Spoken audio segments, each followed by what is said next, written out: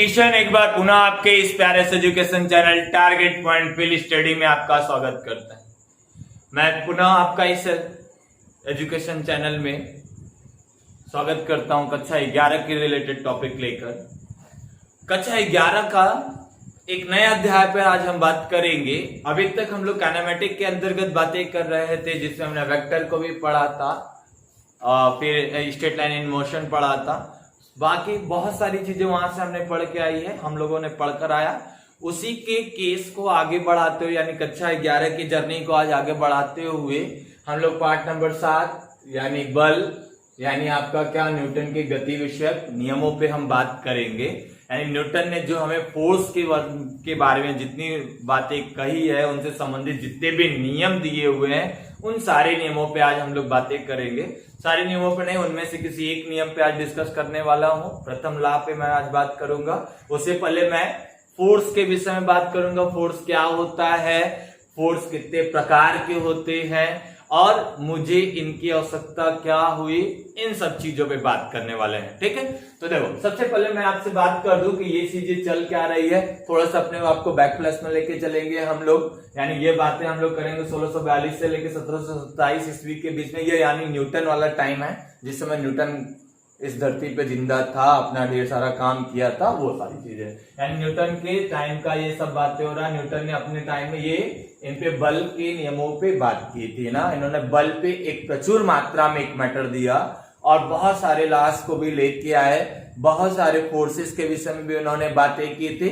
उसी को हम आज डिस्कस करने वाले हैं कि फोर्स क्या होता है, तो क्यों लगते हैं, तो फोर्स एक्चुअल में फोर्स क्या है, ये सारी चीजें। तो देखो अभी तक काइनेमेटिक के अंतर्गत, शुद्ध गति के अंतर्गत हम लोग बस ये देख रहे थे कि उस वस्तु में वो या तो चल रहा है, या तो रुका है, या तो वो उसका वेग है, उसकी वेलोसिटी है, या उसकी स्पीड है, चाल है ना, वो इतना दूरी चल रहा है, इतना डिस्प्लेसमेंट करेगा। तो ये सब सारी चीजें, इतने से एक्सीलरेट हो रहा है, ये सब सारी चीजें हो रही थी और हम देख रहे थे। अभी क्या है, यानी हम केवल इफेक्ट को देख रहे थे, या तो बॉडी रेस्ट पे थी या तो मोशन को। काइनेमेटिक में हम दो चीजें किए। काइनेमेटिक का सेकंड नाम यदि रेस्ट एंड मोशन की बात कह ले, जैसा कि हमने बताया है, तो काइनेमेटिक के केस में हम लोगों ने पढ़ा था या तो बॉडी रेस्ट पे या तो मोशन पे, केवल ये। लेकिन अब आपको पढ़ना है न्यूटन के इस लॉ के नियम में, यानी लॉस के केस में आ दिया है, तो न्यूटन के इस फंडामेंटल चीजें में हम इसको डायनेमिक्स कह सकते हैं, यानी केवल गति के विषय में नाम दे सकते हैं। तो इसमें कॉज को जानने का, कॉज क्या है, कारण क्या है, वो बॉडी रेस्ट पे क्यों आई, वो बॉडी रेस्ट मोशन क्यों की, उस कॉज को मुझे जानना है, वो कारण हमें जानना है। यानी मुझे डायनेमिक्स के अंतर्गत हमें कॉज भी जानना है, इफेक्ट। यानी अभी तक हम लोग पिछले लेक्चर तक जितनी बातें कर रहे थे वो रेस्ट एंड मोशन पे बातें कर रहे थे। पार्टिकल रेस्ट पे था तो रेस्ट पे था, मोशन कर रहा था, मोशन कर रहा था, हम केवल इस चीजों को देख रहे थे। बट अब इस केस को आगे बढ़ाते समय, यानी हम न्यूटन के टाइम आ रहे हैं, तो न्यूटन के टाइम पे आने पर न्यूटन ने इनके उस कॉज को बताया, उस कारण को बताया कि ऐसा क्यों हो रहा है। वो मोशन कर रहा है तो क्यों कर रहा है, वो रेस्ट पे है तो क्यों हो रहा है, वो उस धरती पे स्थिर अवस्था में पड़ा, स्टेबल है तो क्यों स्टेबल है, नॉन स्टेबल है तो क्यों नॉन स्टेबल है। इन सब चीजों का जो कॉज है उसी का मिक्स, यानी हम इसमें कॉज इफेक्ट दोनों को अध्ययन करते हैं, तो वो कहलाता है हमारा डायनेमिक्स। तो डायनेमिक्स, जैसे मैं आपसे कह लूं कि एक पार्टिकल यहां है, एक पार्टिकल रन करके, यानी ये यहां से यहां आता है, तो मैं आपसे कहूं यहाँ पे या यू वेग से था, यहाँ आके भी वेग से हो गया। क्यों हुआ, यानी ये यहां से यहां आया, ये काइनेमेटिक के अंतर्गत केवल हम लोग ये बातें किए, स्पीड थी, टाइम थे। क्यों आया, ये कॉज जानना है, तो उस कॉज पे यानी इस पे लगाया गया होगा एक बल, एक लगाया गया होगा बल। तो फोर्स एज अ कॉज, कारण है, यानी यहां एक कारण है फोर्स, फोर्स के कारण ये यहां से यहां जा रहा है। तो ये डायनेमिक्स का केस है। अब मैं आपसे पूछूं कि फोर्स क्या होता है, बल क्या होता है, तो बल के लिए ना, बल क्या होता है, बल धकेल अथवा खिंचाव की उस प्रक्रिया का नाम है जो या तो किसी वस्तु की विराम अथवा गति की अवस्था में परिवर्तन कर देता है अथवा परिवर्तन करने का प्रयत्न करता है। बल का डिफिनेशन, तो बल क्या है वो चीजें, ठीक है। चलिए अब आगे की तरफ देख लेते हैं। बल, अभी जैसा स्क्रीन पे शो किया कि बल किसी वस्तु को विस्थापित कर देती है या करने का प्रयास करती है, यानी कोई ऑब्जेक्ट है, इस वस्तु को या तो इसको डिस्प्लेस कर देगी या करने का प्रयास करती है। उस अनुभव को क्या कहते हैं? बल। या तो ये डिस्प्लेस कर देगा तो ये डिस्प्लेस होकर यहां से यहां चला आएगा, या तो यह उसी जगह पड़ा रह जाएगा। तो ऐसा थोड़ी है कि इस पे बल नहीं लगा, बल लगा बट वो इसको डिस्प्लेस नहीं कर पाया ना। तो यहां से चीजें वो इसको डिस्प्लेस कर दे या करने का प्रयास करे, उस अनुभव को क्या कहते हैं? बल। बल का जो मात्रक होता है उसको हम लोग न्यूटन कहते हैं। इस पे और भी चर्चाएं आगे करूंगा। तो बल का जो मात्रक होता है उसको न्यूटन कहते हैं। और ये न्यूटन एसआई पद्धति के अंतर्गत, सीजीएस पद्धति के अंतर्गत इसके मात्रक को डाइन कहते हैं। वो वाला डाइन नहीं, जिस डाइन को तुम लोग जानते हो, ये डाइन ना सीजीएस मात्रक है उसका, यानी इसका मात्रक होता है 1 न्यूटन। यानी यहाँ पे सीजीएस पद्धति में बल का मात्रक डाइन होता है। अब 1 डाइन क्या, यहाँ पे 1 न्यूटन, या ये एसआई पद्धति में न्यूटन हो गया, सीजीएस पद्धति में डाइन हो गया। इन सब चीजों पे मैं आगे डिस्कस करूंगा जब सेकंड ऑफ लॉ यानी सेकंड मोशन ना लॉ सेकंड मोशन पढ़ाऊंगा तब, ठीक है। तो वहां बातें करूंगा, तो इस पे ढेर सारे डिस्कशन करने वाला। तो बल क्या है? एक डायरेक्शन में लगेगा, तो इसलिए हम इसको ये भी कह देते हैं कि ये एक सदिश राशि है। ये एक क्या है? सदिश राशि। मैं टाइप्स ऑफ फोर्स की बातें करूं तो बल बात समझ में आ गई होगी, बल कैसा है। तो टाइप्स ऑफ मोशन यानी टाइप ऑफ फोर्स की बात करो तो हमारे पास बहुत अनंत प्रकार के बल है, बहुत सारे बल हैं, बहुत प्रकार के हमारे पास बल हैं, ठीक है। बहुत प्रकार के बल, सोच भी नहीं सकते, हर चीज में बल ना। तो अब क्या है कि यदि मैं रिजल्टेंट को ध्यान में रख के बातें आपसे करूं तो बल मेनली 2 टाइप्स के। यदि रिजल्टेंट की बातें करूं तो मेनली 2 टाइप्स के। एक क्या, या तो रिजल्ट मिलेगा या तो रिजल्ट, देखो एक क्या होगा जिसमें हम ये कहते हैं संतुलित बल और एक असंतुलित बल ना। यानी बल कितने प्रकार के? 2 प्रकार के, एक संतुलित और एक क्या होगा? असंतुलित होगा। तो संतुलित बल की बातें करें, अब उसके अंतर्गत मैं चलूंगा अभी। तो मेनली संतुलित बल की बातें मैं करूं तो संतुलित बल जब किसी वस्तु पर कई बल एक साथ कार्य कर रहे हो तथा उनका परिणामी बल शून्य हो तो उन बलों को संतुलित बल कहते हैं। संतुलित बल यानी स्टेबल फोर्स कह सकते हो ना, बैलेंस्ड फोर्स कर सकते हो। संतुलित बल वह बल होता है जिसकी परिणामी 0 होती है, जिसका रिजल्टेंट क्या होता है? 0 होता है। जिसका रिजल्टेंट क्या होगा? 0 होगा। तो उसको कहेंगे हम लोग संतुलित बल, ठीक है। यानी जैसे रस्सी कसा के खेल में 2 लड़के पकड़ के इस 2 व्हीलर को इधर खींच रहे हैं, 2 व्हीलर इधर इसको खींच रहे हैं, ना ये इधर जा रहा है ना इधर जा रहा, तो इस समय रिजल्ट क्या है? 0। यानी वो इक्विलिब्रियम स्टेज में है। सामान अब इक्विलिब्रियम का आया मैटर आया, तो इस पे बहुत सारी बातें मैं करने वाला। तो अब इक्विलिब्रियम के केस पे, तो इक्विलिब्रियम के केस पे तो नेट फोर्स का मान वहां 0 हो जाएगा। तो यहाँ पे इसमें एफ नेट की जो वैल्यू होगी वो नेट फोर्स का मान कितना होगा? 0। दूसरी बात मैं आपसे करूं असंतुलित बल, ये मैं रिजल्ट के हिसाब से बता रहा हूं। असंतुलित बल जब वस्तु पर लगे बलों का परिणामी बल शून्य न हो तब उन बलों को असंतुलित बल कहते हैं। असंतुलित बल के अंतर्गत वस्तु की स्थिति, गति अथवा गति के दिशा में परिवर्तन हो जाता है। इसमें एफ नेट की वैल्यू कुछ न कुछ आने वाली है, इसमें परिणाम कुछ न कुछ, देखो परिणाम इसमें 0 आया, इसमें जीत हार का फैसला हो जाएगा, ऐसा समझो ना।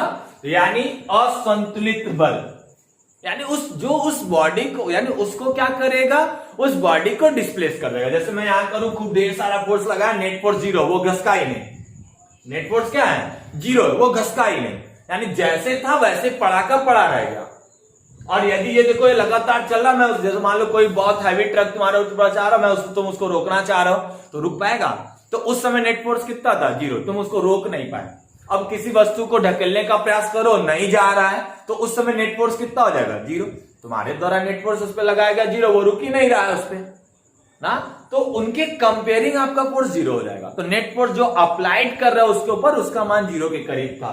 तो संतुलित बल और ये असंतुलित बल में एफ नेट की वैल्यू 0 नहीं होती ना, वो कुछ ना कुछ परिणाम देंगे। इसी सब चीजों को ध्यान में रखते हुए टाइप्स ऑफ फोर्स की मैं बातें करूं तो मैं उनको 4 कैटेगरियों में रख के मैं अभी आपके सामने बातें कर रहा हूं। हमने कहा बहुत प्रकार के होते हैं, लेकिन हम इन 4 यानी इन्हीं दोनों को ध्यान में रखते हुए फोर्सेस को 4 कैटेगरी में रखा। क्या? एक नॉन कांटेक्ट फोर्स, एक कांटेक्ट फोर्स, एक वीक फोर्स और एक न्यूक्लियर फोर्स। संपर्की फोर्स या असंपर्की फोर्स, संपर्की फोर्स और कमजोर, बहुत कमजोर वीक फोर्स, और एक क्या? न्यूक्लियर, नाभिकीय बल, एक नाभिकीय बल।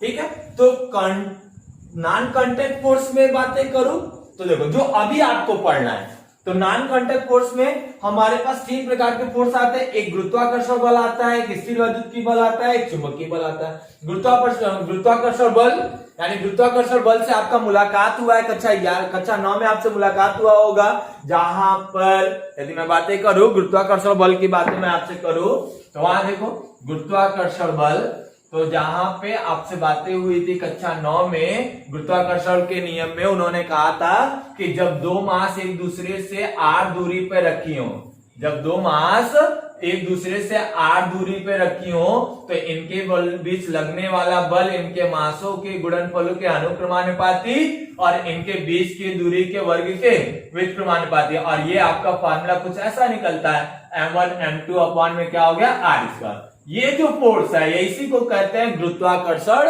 बल। तो ये बल होता है।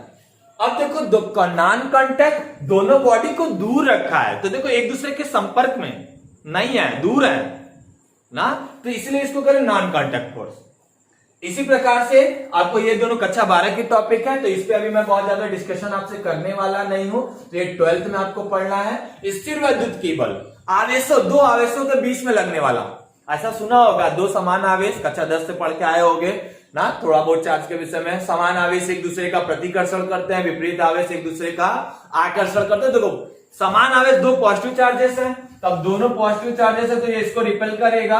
यदि मैं यहाँ पे एक पॉजिटिव चार्जेस यहाँ पे, तो ये इसको इधर ढकेलेगा और ये इसको इधर ढकेलेगा। तो एक जो फोर्स लग रहा है इनके बीच में, इलेक्ट्रोस्टैटिक्स का, यानी यहाँ पे इलेक्ट्रोस्टैटिक्स फोर्स लग रहा है, उसको कह रहे हो क्या? स्थिर वैद्युतीय बल। इसको इंग्लिश में हम लोग इलेक्ट्रोस्टैटिक्स फोर्स कहते हैं। अब चुंबकीय बल की बात करो, बचपन में मैग्नेट लिया है, मैग्नेट में चिपकाया है, मैग्नेट देखो एक दूसरे को चिपका लेते हैं। जैसे आप 10 में इसको भी पढ़े हो कि नॉर्थ साउथ पोल है, ये आपका साउथ नॉर्थ वाले पोल के पास जाता है, तो एक दूसरे को चिपका लेता है, तो ये फोर्स होता है आपका चुंबकीय बल। तो नॉन कांटेक्ट फोर्स में हम 3 प्रकार के पढ़ते हैं, नॉन कांटेक्ट फोर्स में 3 प्रकार के पढ़ते हैं, गुरुत्वाकर्षण बल, स्थिर वैद्युतीय बल, चुंबकीय बल। ठीक है, तो अभी लेकिन आपको पढ़ना ही है, ठीक है, जैसा कि अभी हमने बताया, आगे के चैप्टरों में हमें मिलेगा, इसको अभी हम धीरे धीरे यूज भी करेंगे। ठीक है, कहीं कहीं हम यूज करते चलेंगे। ठीक है, तो अब देखो इन दोनों को कक्षा 12 में पढ़ना, तो इस समय हमें इस पे कोई चर्चा नहीं करना। कांटेक्ट फोर्स, कांटेक्ट फोर्स का मतलब जब 2 बॉडी या 2 ऑब्जेक्ट या एक ऑब्जेक्ट या कोई तल, ऐसा समझ लो, जब एक दूसरे के संपर्क में आते हैं, तब उनके बीच जो बल लगता है, तब उनके बीच जो बल लगता है उसको कहते हैं कांटेक्ट फोर्स, तब उनको कहते हैं हम लोग कांटेक्ट फोर्स। ठीक है, तो इतनी बातें आप धीरे धीरे नोट करते चले। हालांकि मैं अभी लास्ट में स्क्रीन पे डिस्प्ले कर दूंगा इन सारी चीजों को ना, इन सब सारी चीजों को हम ऑन पेपर यानी डिस्प्ले कर देंगे, आप उस पर वहां से भी नोट कर लेंगे। ठीक है, तो अभी ये सारी चीजें, ठीक है, तो याद रखो। अब इनको मिटा दे तो आगे की तरफ चले। तो देखो यहां क्या होने वाला, अब देखो इनके विषय में क्या होने वाला है। यहां पे बात यह कि कांटेक्ट फोर्स जब एक दूसरे के संपर्क में आएगा, एक दूसरे के संपर्क में आएगा, तो देखो मैंने एक सतह, ये सतह लिया और इस सतह पे हमने एक ऑब्जेक्ट रख दिया, एम मास का ऑब्जेक्ट रख दिया। इसमें देखो आना क्या है, तनाव को पढ़ना है, नॉर्मल रिएक्शन यानी प्रतिक्रिया बल, स्प्रिंग फोर्स, स्प्रिंग बल नेतांग जिसको, फ्रिक्शन, घर्षण, इस प्रकार के फोर्स आते हैं जब ये 2 बॉडी एक दूसरे के संपर्क में आते हैं। इन सब चीजों से परिचय है, कहीं ना कहीं सुना। 11 में आ गया है तो फिजिक्स से भौतिक विज्ञान से मुलाकात होते हुए आया है, तो ये सब सारी चीजें मिली हुई है। मैं इंट्रोड्यूस कर रहा, आज का क्लास पूरा इंट्रोडक्शन क्लास है, तो इसमें हम चर्चाएं बस कर रहे हैं, ठीक है। तो देखो तनाव, टेंशन, टेंशन क्या होगा वो सारी चीजें पहले देखो। टेंशन क्या हो रहा है, जैसे मैं आपसे कह रहा, ऐसे समझो, मैं कह रहा हूं टेंशन क्या, जैसे मैं इसको चीजें, ये ऑब्जेक्ट है किसी सतह पे, और इस सतह को, इसका मास m है, इससे एक रस्सी को बांधकर मैं F बल से खींच रहा हूं, तो आप किसको खींच रहे हो, रस्सी को पकड़ के खींच रहे हो, लेकिन वो रस्सी इस पे क्या लगा रही होगी, टेंशन लगा रही होगी। यानी ये अपनी तरफ रस्सी इसको अपनी तरफ क्या कर रही है, खींच रही है। तो यानी देखो ये इस पे क्या लगा रही है, ये कांटेक्ट में आया ना। और दूसरी बात ऐसे समझ लो, नॉर्मल रिएक्शन, तो नॉर्मल रिएक्शन के केस में देखो ये क्या कर रहा है, ये इसके संपर्क में आया तो ऑब्जेक्ट ये क्या कर रहा है, ऐसे समझो, ये इस पे पड़ा ही क्यों है, तो ये सतह पे नीचे की तरफ क्या लगा रहा है, mg लगा रहा है, क्या लगा रहा है, mg, और यही इस पे संतुलित है, इसका मतलब ये उसके ऊपर एक नॉर्मल रिएक्शन दे रहा है, तो इसको कहते हैं हम लोग नॉर्मल रिएक्शन, प्रतिक्रिया बल। यानी वो पिंड उस पे उतना बल लगा रहा है, वो भी उस पे उतना, पेयर फोर्स। हालांकि न्यूटन के तीनों नियम की बातें करें तो तीनों नियम कैसा था, पेयर फोर्स के लिए, यानी जुड़े वाले फोर्स के लिए, पेयर फोर्स में ही लगने वाले हैं, यानी मैं उसके पे लगा रहा हूं, वो मेरे पे लगा रहा है, इस टाइप का, ठीक है। तो ये देखो नॉर्मल रिएक्शन। टेंशन देख लिया, इस तरीके का होगा। जैसे टेंशन की बातें करें तो एक ऐसा, जैसे दो ऑब्जेक्ट को ऐसे लटकाया है, ऐसे भी लटकाया है, देखो इसको कौन खींच रहा है, mg खींच रहा है इस ऑब्जेक्ट को। अब ये ऑब्जेक्ट नीचे आ रहा है तो ये इसके पे क्या लगा रहा है, टेंशन, क्या लगा रहा है, टेंशन। और टेंशन कैसा लगा, अब ये इसके ऊपर टेंशन लगा रहा, तो ये ऐसे, ठीक। अब ये ऊपर वाले घिरे, मान लो ऐसे बनता है, तो ये आपका क्या होगा, tension. Spring force, spring force का भी ये अभी धीरे धीरे आएगा, स्प्रिंग द्वारा जब हम उसको खींचते हैं तो वो सारी चीजें, फ्रिक्शन, घर्षण जिसको कहते हो, तो इन सब चीजों पे अभी मैं ये चीजें, अभी आपको लेटेस्ट में ये चीजें पढ़ने को मिलेगी। ये दो चीजें आने वाले चैप्टर्स में मिलेंगे, आने वाले भाग में मिलेंगे वो चीजें। अब इनकी बातें देखो, वीक फोर्स ना, लाइट कट गई है तो थोड़ा सा वेट करना पड़ेगा। वीक फोर्स, अब वीक फोर्स में क्या था हमारे पास, इसमें इस प्रकार का फोर्स, ये देखो ये केमिस्ट्री का सेक्शन है, तो ये केमिस्ट्री में आपको पढ़ने को मिलेगा, ठीक है। केमिस्ट्री में आपको पढ़ने वाला जिसमें आपका वंडरवाल बल आता है, ठीक है, ये केमिस्ट्री का सेक्शन है ना। अब देखो ये क्या होगा, न्यूक्लियर फोर्स, नाभिकों में लगने वाला, यानी प्रोटॉन। अब देखो दोनों प्रोटॉन नाभिक के अंदर ना, प्रोटॉन रह रहा है, तो अब दो प्रोटॉन, ये इसको भी धक्का दे रहा है, लेकिन फिर भी क्या, इनके बीच में जो बल लग रहा है उसको कह रहा है न्यूक्लियर फोर्स, ठीक है। तो ये आपका रहा टाइप्स ऑफ फोर्स। इन पे आपको ये अभी नहीं पढ़ना है, कक्षा 12 में हम इस पे बहुत डिटेल में बातें करेंगे। ये कक्षा 12 के टॉपिक्स है फोर्स पे, ये हम 11th में पढ़ने वाले। अभी फिलहाल मैं इन दोनों को पढ़ने वाला, और ये केमिस्ट्री का सेक्शन, ठीक है। तो ये आपका रहा टाइप्स ऑफ फोर्स, ठीक है। तो अब हम पढ़ेंगे न्यूटन का गति विषयक प्रथम नियम। इनका पहला नियम क्या था, न्यूटन के गति विषयक प्रथम नियम। थ्योरी आपको लिख के चलना है, ठीक है, तो आप लेके चलेंगे। तो अब न्यूटन के गति विषयक प्रथम नियम पे मैं आपसे बातें करूं तो कुछ ऐसा, देखो बात को ध्यान से समझना है, ठीक है। क्या होना है वो अलग चीज है। डिफिनेशन 1 वर्ड में ना, डिफिनेशन एकदम सिंपल भाषा, डिफिनेशन आपके स्क्रीन पे अब शो होगा। यदि कोई वस्तु विराम अवस्था में है तो वह विराम अवस्था में ही रहेगी, और यदि एक समान वेग से सीधी रेखा में चल रही है तो वैसे ही चलती रहेगी जब तक कि उस पर कोई बाह्य बल लगाकर उसकी वर्तमान अवस्था में परिवर्तन न किया जाए। ठीक है, अभी स्क्रीन पे जैसा कि डिफिनेशन शो हुआ ना, अभी स्क्रीन पे जैसा डिफिनेशन शो हुआ है वैसी ही चीजों को मैं यहां न्यूट्रलाइज कर रहा हूं।